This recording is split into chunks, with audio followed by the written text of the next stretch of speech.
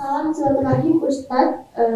Tadi izin bertanya, jika manusia pernah berbuat dosa ke manusia lain, misalnya Ustadz dan lain-lain, tapi orang yang kita gibahi tersebut sudah meninggal, apa yang bisa kita lakukan agar dosa tersebut dapat terhapus, Ustadz? Jazakallahu khairan. Terima kasih, Ustadz. Baik.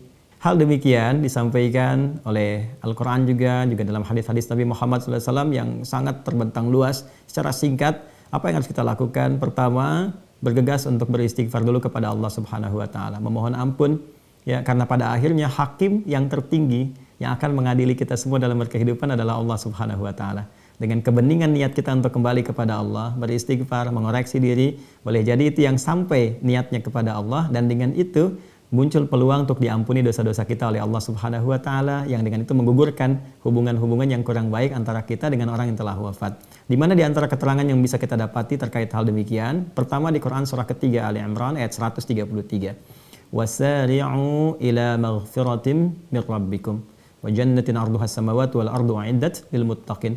Bergegaslah engkau. Untuk apa? Untuk mengoreksi diri, kata Al-Quran, introspeksi diri, mohon ampunan kepada Allah Subhanahu wa taala. Boleh jadi dalam berkehidupan pasti banyak salah yang dilakukan. Dan berharaplah yang ideal ketika pulang mendapatkan tempat yang baik. Seperti Anda di dunia nyaman, enak, tempat tinggal bagus. Jangan-jangan di akhirat nestapa. Kata Allah berharap mendapatkan tempat yang baik, yang mulia isi Allah berupa surga yang disiapkan untuk orang takwa. Apa tipikal orang takwa dimaksud? Ayat 134-nya. Alladzina yunfiquna fis sarai wad dharra wal kadhimina al ghaidha wal 'afina 'anil nas. Wallahu yuhibbul muhsinin.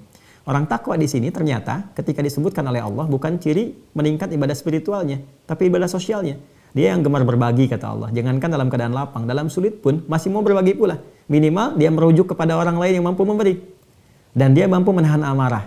Itu hebat sekali tuh.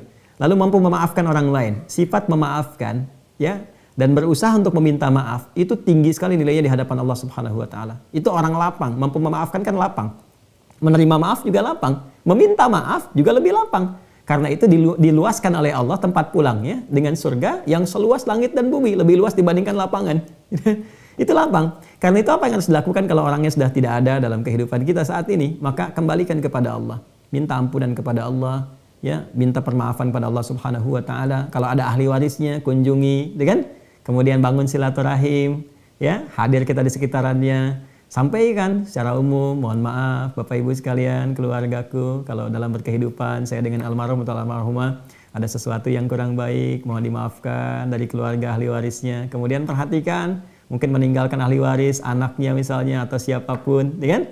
Berikan hadiah yang terbaik. Setelah itu tawakal pada Allah Subhanahu wa taala, dan itu Masya Allah satu sikap yang sangat luar biasa. Bagaimana cirinya bahwa ampunan itu telah kita raih, dosa itu telah dihapuskan, maka muncullah dalam diri kita kelapangan. Satu perasaan lapang yang menjadikan perbuatan-perbuatan kita kemudian lebih terbuka, lebih nyaman, hubungan dengan keluarga yang ditinggalkan juga jadi lebih baik, dan tidak ada sekat lagi yang menjadikan kita merasa terganjal dengan itu kecuali bisikan-bisikan setan saja. Kurang lebih demikian yang bisa dilakukan. Ada juga perbuatan para ulama yang melampaui apa yang kadang-kadang bisa kita lakukan.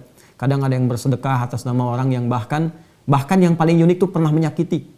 Ya, kalau ada kita disakiti oleh orang lain misalnya kan, itu kan nggak normal tuh. Ya, kalau kita menyakiti orang kemudian kita bersedekah atas nama dia karena dia meninggal, wah itu biasa. Tapi bersedekah atas nama orang yang menyakiti supaya dia jadi lebih baik, itu yang mahal tuh.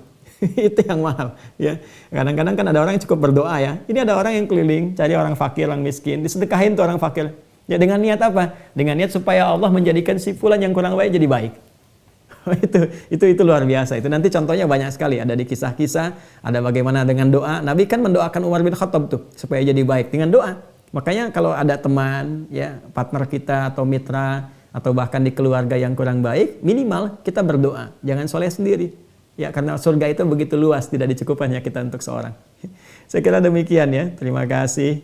Mudah-mudahan jawabannya bisa mencukupi. Allahu a'lam bishawab.